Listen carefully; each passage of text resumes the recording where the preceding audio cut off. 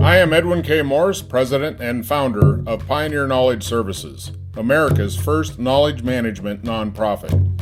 This program, Because You Need to Know, is part of our mission to educate and bring awareness around knowledge management.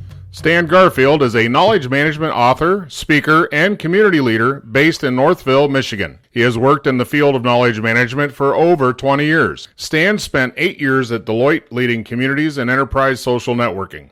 Prior to that, he spent 25 years at HP, Compaq, and Digital Equipment Corporation. Stan launched Digital's first knowledge management program in 1996, helped develop the corporate KM strategy for Compaq, and led the worldwide consulting and integration knowledge management program for HP.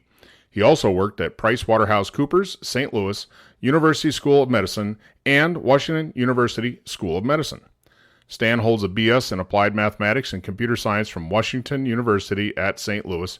He leads the SIKM Leaders Community with over 600 members globally. That's System Integration Knowledge Management Leaders, and is invited to present at numerous conferences, including KM World. Stan has published over 100 LinkedIn articles on leadership, innovation, knowledge management, communities of practice, enterprise social networks, and social media. So what exactly is knowledge management, Stan? Well, that's something that people like to spend a lot of time discussing and debating, but I'm not sure it's terribly helpful. I've generally talked about it as being a discipline that's both an art and a science.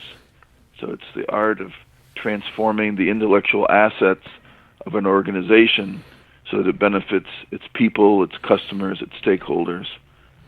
And the idea is that you reuse what one part of an organization knows in another part of the organization. Right. You cross-level that learning, so it's quick to get to. So when I explain it to people, they generally don't recognize the term, but when you say something like, if you're in a large organization and people are scattered across the world, it's hard to know what anyone else has done or learned or can do. So knowledge management attempts to make that easier for people to find out what someone else has already done, or a mistake that they've made that they can avoid repeating, or work that they've done already they can avoid redoing. And when I explain it that way, people generally understand, it makes sense to them, and they get it. In practical sense, does knowledge management automatically assume it's an enterprise level operation? Well, it works better the larger your organization gets. It can be used at any level, including at the individual level. There's such a thing as personal knowledge management. So there's no limit that says it must be large, but you get the greatest benefit the larger the organization. In a small organization, it's easier for people to be aware of each other and what they're doing. In fact, in small organizations where everybody sits in one room, then they kind of are aware of what's going on. They can talk to each other.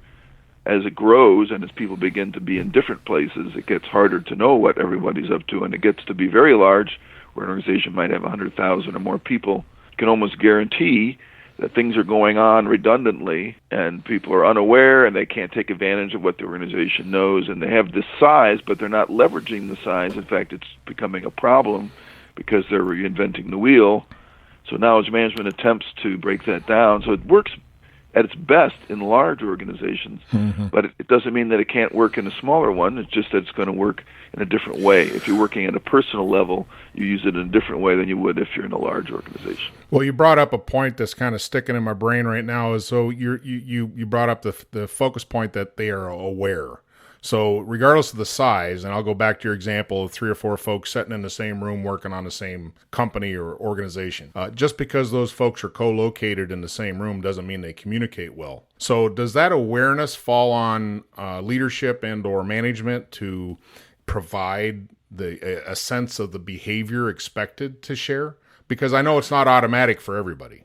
That's right. You could have few people that aren't communicating, and therefore you'd want to do something about that. It does mean a combination of the management setting the tone and leading by example, and it's also in larger organizations that have established an organizational culture that's almost independent of the leadership. The leadership can change and the culture can endure. And if the culture of the organization encourages people to communicate and share, it's much more likely that knowledge management will go well. And if the culture is one where that's not the case, where they tend to keep things to themselves, even if you have leadership trying to get them to share, they can resist that. What have you seen as the best example of an enterprise level knowledge management engagement and or operation that maybe was just kind of that brought the culture around? Do you have any good examples of that?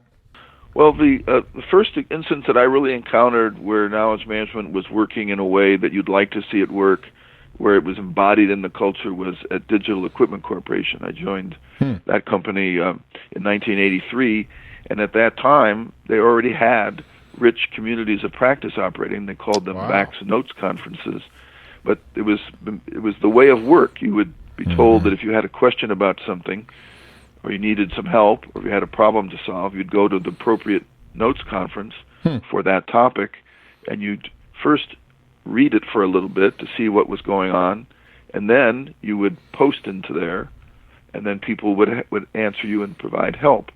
And that was sort of built into the way that digital did things, and therefore it was much easier when later I was asked to introduce the first knowledge management program formally there, which was 15 years later, or actually it was 13 years later. The culture was there. It was supportive. It was easier for me to get it going than if that had not been the case. In other companies I've worked at where that wasn't the case, it was very hard. Even if you had someone saying at the top, we want to do this, we want to have knowledge management, you would find that going and asking people to share, they would be wary of that. They'd be reluctant, and you'd have a lot of work cut out. You could still make it better, but what I found is really helps is if the people at the top not only say that they want it, but that you see them actually doing it, and that can really help change things if they see that in action. So in that example of digital, was that an HR implemented thing as far as, hey, this is how we operate, or was that just an organic way that people communicated and shared? Well, it wasn't an HR thing. I think it was more organic, plus I think it built on the culture of an engineering-led company. And in my experience, the engineers that I've worked with have had more of a spirit of wanting to share and learn together than perhaps other kinds of professions. And so the fact that digital was started by engineers and always had an engineering spirit to it, I think that is the core of why they were better at knowledge sharing. And it wasn't because of HR or anyone telling them. It was sort of in their bones that, as an engineer, when I need help, I'm going to go ask my other engineers, and they're going to help me. And that was sort of built in to how the notes conferences got going. Got it. So how does that show up now? So that was a past tense. Where do you see organizations that are prime and ready for KM? Well, I think every organization is, but I think they all go through cycles. So I've seen KM come and go in many a company, and many a times when it's at its best and you think it would last forever, it suddenly is eliminated. So I would say it's very transient. At any moment in time, you can go out and find companies that are doing it really well, and there are people leading those efforts that are good examples that others should follow. But then just as likely you'll find out a little bit later that that person's not there anymore, and that the effort that you thought was going so well isn't in effect anymore, or it's been diminished. So I guess if you ask the question right now, you could probably go out and find a variety of companies and organizations that do knowledge management well, and then you could probably see that thing would change if you checked in a year. Traditionally, the professional services firms that have been sort of the early adopters of knowledge management because knowledge is the product that they're selling, they've probably done it the longest and have had the most investment in it and have the most people assigned to it, but that doesn't always mean that they're doing it well. So number of people assigned to it doesn't equal doing it well. And in my experience, sometimes those firms don't have as much of a culture of sharing. Right. They know they have to have content that's produced and published and accessible, but when you get into things like communities, they don't always get that as much because they're more stovepiped and a hierarchical structure. Right. So you go to some of the smaller companies where they may be more lean, they may put in new collaborative tools and try them out. I think you can find that they can more readily adopt things, and older established companies that are used to doing things in a certain way, it can be harder for knowledge management to catch on. Well, do you find that I'll throw my own bias on here. It seems to me that there's organizations that assume information science and information technology is their knowledge management. I'd say that's true, and often it's put under the purview of the IT department. And when that happens, you tend to get a certain skew on what gets done. It's usually tool-focused, A typical example would be something like Microsoft SharePoint, where they'd say, we've got that license because we're a Microsoft shop, so let's assume that equals knowledge management, so right. That's how we're going to do it. And then you often need someone outside of IT to bring the other aspects of knowledge management, which are equally important, which include the people and process sides. Technology is important. You don't want to diminish it and say you don't need it, just that it usually gets out of balance. So you usually want a knowledge management effort that says, here's the things that we want to do to meet our business objectives. Here are the processes we need in place. Here are the people aspects that we need to reinforce.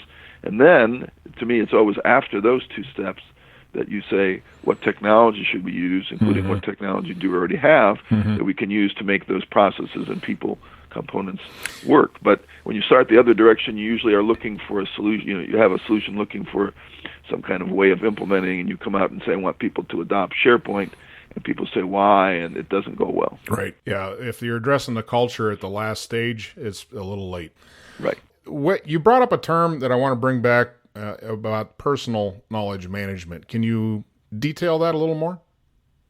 Yeah, personal knowledge management is how you make sense of information that's flowing at you, and it's certainly gotten more difficult over time with information overload. As you have all the potential things that you can read and follow and listen to and watch, it's hard to know which things to focus on. So I think personal knowledge management today means having a way of making sense of all that, paying attention to things that matter the most to you, that you really want to pay attention to, filtering out the other things that are potentially there to distract you, and then having a way of going back and retrieving those things that you remember reading about or storing later on when you need them. So one of the big challenges can be, I remember reading that, but I don't remember where it is now. That never happens. I don't know what you're talking about. So a way of taking information, filtering it, absorbing what's important, and then making it retrievable later, I believe that's part of it. And then another part of it is how you go about sharing. If you read an interesting article and you want other people to benefit from that, how do you do that? And that's where social media has really come into play. It used to be that you'd have some kind of a listserv, or you'd have an email distribution list. You might send them a note and say, I just read this article, I think you'll find it useful. And that would be limited by which group you're in or which people were on your distribution list, and you might not reach all the people who could benefit from some of your personal knowledge. But now in the era of social media, it's possible to post things in social media tools like Facebook and LinkedIn and Twitter, and lots of people, including people you don't know, can then consume that information. So that's the other side of personal knowledge management, is once you've learned something useful, how do you share that with other people? And the most effective people at personal knowledge management not only are good at learning and consuming, they're really good about sharing and getting other people to benefit. Where is that taught? Where's personal knowledge management experienced and perfected? Where's that mentorship program? Well, I don't think there is one that I'm aware of. There are some people that have written really good things about it, and I've written an article about personal knowledge management that brings in the work of Harold Jarkey and others that have done a lot of thinking and writing about it and coming up with models for it. But in case of knowledge management in general, there isn't all that much that's taught about it, and certainly I don't think personal knowledge management has surfaced as a topic anywhere. So I think learning more about it usually depends on things like reading, following people online, attending certain conferences. There are some training classes that people can go to that are about knowledge management. There probably could be more. Sure. And in the academic field, there's a few programs at the graduate level that provide some instruction on that, but not as much about it as you might think for a field that's been around now for over 20 years. Well, and that's brings up a good point that, I see where the need is, not just at the graduate level. I'm thinking back to undergraduate and that whole like speech 101 and, just basic pieces that help in any domain you go into education-wise. And I could see where a KM 101 kind of thing would be just available for any undergrad, because I see that we're at the age where we've seen what it was like before, the mediums that we had access to and the limitations that have just been blown out of the water, and the availability of not just the volume, but the frequency now of different inputs that we have. So it almost begs the question, why are we not looking at, just like people look at wealth management and planning and estate planning, where's your data and knowledge management plan for your checkout time, to start looking at it as an asset for the family? Yes, and you bring up a good point about finance. Finance is something that just about everyone needs more instruction about, but often is not provided to them. And often it could be earlier, even in high school, would be a good time for people to start learning about personal finance and how to be a good consumer. These are basic life skills, and I think that knowledge management would be a similar topic, that if you could teach people even at younger ages, how do you deal with all the information that's coming at you?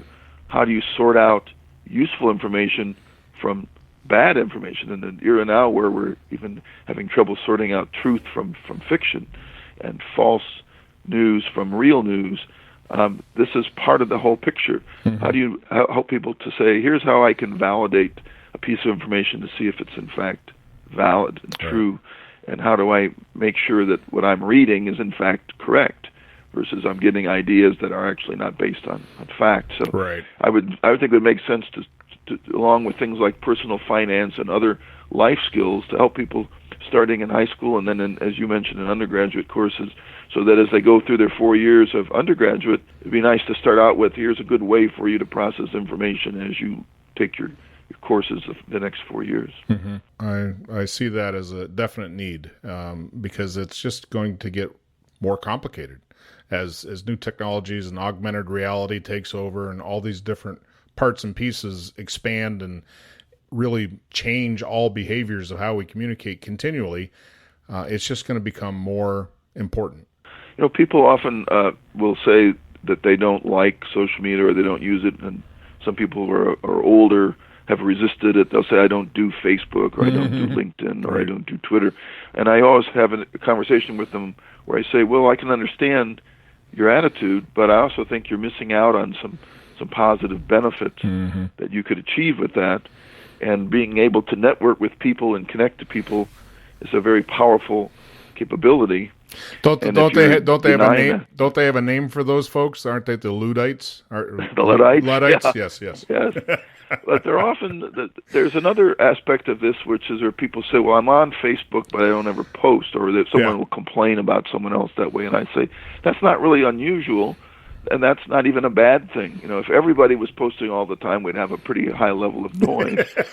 So we need people to actually not be posting, but be reading and thinking and absorbing. And we found through studies and through history that almost 90% of people don't generally post much, but they're paying attention, and to me that's fine. You want people to benefit from what other people are doing, but you don't want necessarily everybody to be talking at once. Where do you fit in now in this whole CAM world? What have you been up to? Well, I worked in the field for 20 years as formally doing knowledge management, and then last year I retired. So I've been working at Deloitte in the field of communities and enterprise social networks. And since then, I'm not working for a company any longer, but I'm still active in the field and putting most of my emphasis on writing and speaking and occasionally advising companies. And I find that by writing, I really keep my involvement in the field up. I challenge myself in terms of what to write about, and also respond to questions that I receive. And I found that a tool like Quora, which is a site where you can answer questions, is a really useful way for me to stay engaged with the field. It's stimulating to me because I have to think about, when the question is asked, can I answer this question with something that I previously wrote, which would be reuse, or do I have to write something new? And often it'll serve as a stimulus to write something new. Can you spell that? Can you spell that out? What's Quora? Quora. Quora.com. Right. It's a question and answer site, and it's just about any topic, and you register essentially the topics that you're knowledgeable about, and then you can receive notifications that a question's been asked, or in fact someone can specifically request that you answer it. So as people follow you on Quora, they may say, oh, here's a question about knowledge management. I'm going to ask Edwin to answer the question, and then you'll get a notification. And when I get those kind of notifications. Sometimes they're questions that I can't really answer or they're not well formulated, but other times they're questions that I could answer by pointing them to an article that I had previously written. And then the ones that are most interesting are the ones that ask a question that you think you probably had written something about, but it turns out you hadn't. And that's good stimulus for new articles.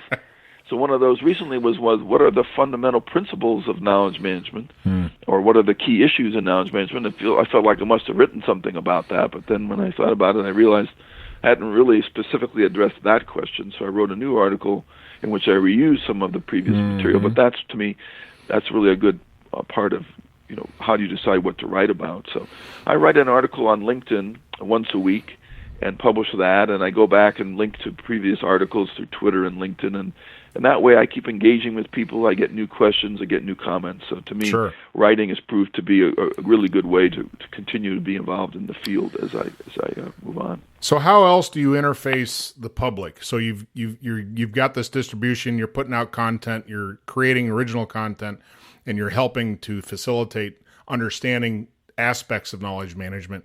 If someone's listening and they say, well, how do I find anything going on in my local area? What would you suggest to them? I maintain a site that you can find by Googling me. It's a Google site. If you just Google my name, Stan Garfield, you should find the site. And on there, you'll find lists that include all the resources that I've been able to compile over the years on knowledge management, including things like communities for knowledge management. So if you wanted to find out what was going on locally, one way is to find a local knowledge management community to join and attend and meet fellow knowledge management professionals in your area. I also lead a community that's global in scope called the SIKM Leaders Community. You can find the link to that also on my website. Could you spell out that acronym, please? Yeah, SIKM. As far as what it means? Leaders. It originally stood for Systems Integrators, but it just become a name that's divorced from its letters now. So it's just the name of the community. People just call it SIKM or SIKM. Sure. It originally originated with a community we formed in 2005 that was originally for people in the field of systems integration and consulting, but we opened it up to everyone in the field. Anyone who's interested in knowledge management is welcome to join.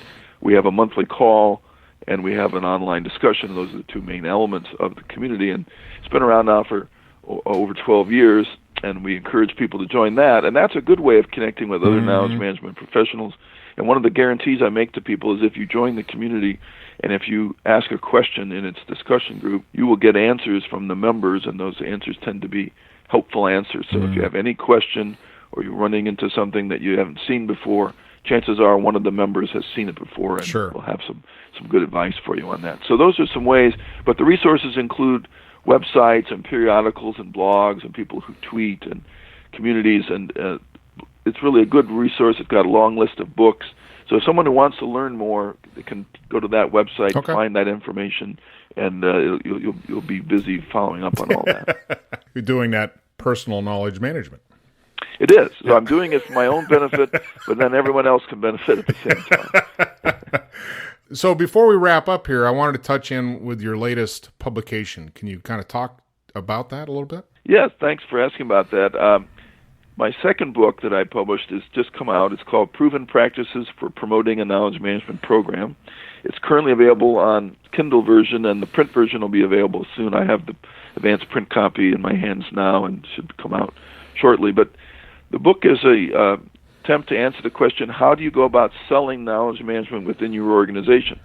It's often a challenge. You may have the vision and the passion for doing knowledge management that isn't necessarily widely shared yet in your organization. And this book attempts to tell you how you can go about getting other people to see the value of it, convincing them to make the investments necessary to do knowledge management. So it builds on the experience I've had in leading knowledge management programs at multiple companies and what I've had to go through to get people to accept that we need to do it, to support it, to lead by example, to fund it, to do the kinds of things that you need from the leadership of an organization, and also how you work with the rest of the organization. How do you work with the other departments, the IT department, the HR department? What do you need from them? And how do you go about getting people on board, people to become your champions and sign up for and use the things that you want them to do? So it really looks at all the aspects of selling, both above and below, and within and without. And hopefully if people read it and take some of its advice to heart, they'll have success in getting knowledge management to be done better at their respective organizations. Awesome. Well, that sounds like a very timely publication. Thanks. Yes, absolutely. I was just presented with the health sciences industry recently in Boston, and I was surprised by their interpretation of what knowledge management was. It seemed to be mostly focused on information science and information technology, not so much anything enterprise, which I found to be a little odd for the type of work they do. But in talking with folks on the sidelines, it was very much the desire for knowledge management on a very much enterprise level was, the awareness was there. Yeah, we need to do this, but they just could not get it to stick. They could not get anybody at the top to say, yeah, let's do that. Well, this book should help with that, but as I mentioned, it's an ongoing challenge, and even after you think you've had success, it's possible that you have to keep selling because the players change, the conditions change. In times of economic downturn, knowledge management is often a target because the leadership will think, well, we can do without it, so we'll cut it. And then, of course, they learn later that they can't do without it, so they have to start it up again. And they've, meanwhile, lost an awful lot of momentum while they killed it and then have to reestablish it. So would you say then the 70% success factor is charismatic leadership? I think leadership by example is probably the number one success factor. If you think about a company like Buckman Laboratories, where Bob Buckman was personally committed to knowledge management, and he would go around to desks in the company and leave a handwritten note on them that would say, how have you shared your knowledge today? Oh, my. In a company like that, knowledge management is going to be thriving. I mean, if you flip that around, if you have an organization where the top leader says that they want to do knowledge management, but then they don't really do much of it themselves, they don't really talk about it much, don't inspect it, don't do any of it themselves, all the efforts by people like you and me to try to get the company to do it can have some success, but it'll be limited. But if you have that top executive saying, not only do I want this, but I'm going to do some of this myself. I'm going to answer questions. I'm going to post questions. I'm going to praise people in our enterprise social network. You're going to be engaged, right? You're going to be engaged. Yeah. So I'd say that's number one. Okay. If you get the leader doing that, you're going to have success. Even if the culture wasn't one that was conducive, the culture will start to change. But if you don't have that, you can still do it. It's just harder, and you'll have less success than if your top leaders are really leading by example. So in order to wrap up our wonderful conversation, I'm going to leave it to you and ask, what would you want to leave the room with? What's your last thing you want people to resonate with? What would that be? I think I found that one of the big challenges is that people become reluctant to do anything openly in public. You can set up the greatest knowledge-sharing system. You can have leadership support. You can have all the programs and infrastructure in place. If individuals are scared to ask a question in the open, if they're reluctant to speak up, if they're afraid that they'll be shown to be ignorant or made fun of or criticized, your knowledge management effort won't go anywhere. So I think starting with that and understanding what is it that we're doing to either encourage or discourage people from asking their questions or sharing in public, that's a real critical success factor that's often overlooked. So even if the executive is doing the things I mentioned, you want to go one step further for that, and you want to make sure that people feel safe and that people are recognized and rewarded for doing those things that you want them to do. So the other people then will see that and follow that lead. So if you recognize someone who asks a question in public by saying, thank you for asking that question in public, we appreciate that, here's your answer.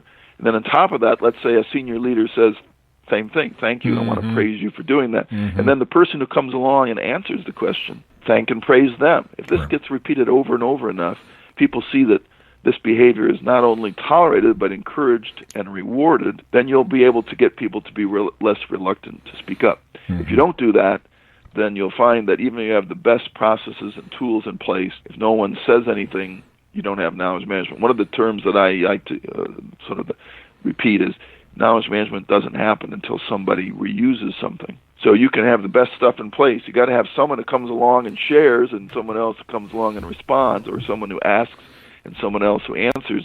And if you don't have that happening, you don't have knowledge management. But if I can get people to ask, that's the first step. then I can get other people to answer. That's the second step. And then the third step is to recognize both the person who asked and the person who answered so that they feel that it was worth it. Right. And then you'll repeat. And that's what I'd say. I'd leave you with that. Well, that's awesome advice. I totally appreciate the time you've given us today. I appreciate you. Thank you. You're welcome.